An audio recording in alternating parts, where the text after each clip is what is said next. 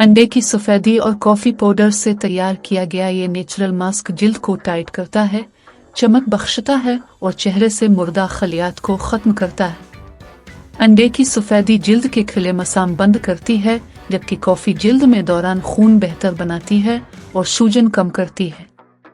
अंडा और coffee face mask. अज्जा: 1 अदद अंडे की सफेदी, 1 खाने का चम्मच कॉफी पाउडर, 1 चाय का चम्मच शहद नमी के लिए। तरीका इस्तेमाल: अंडे की सफेदी को जर्दी से अलग करें।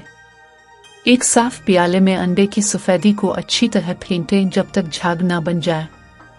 अब इसमें कॉफी पाउडर शामिल करें और अच्छी तरह मिक्स करें।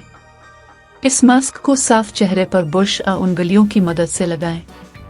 15 से 20 मिनट तक लगा रहने दें जब तक मास्क खुश्क और सख्त ना हो जाए। हल्के गर्म पानी से चेहरे को धो लें और नरमी से खुश्क करें। आखिर में कोई हल्का सा मॉइस्चराइजर लगा लें।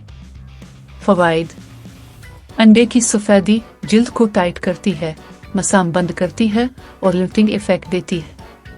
कॉफी मुर्दा खलियात को हटाती है, जिल्द में चमक लाती है और सूजन कम करती है।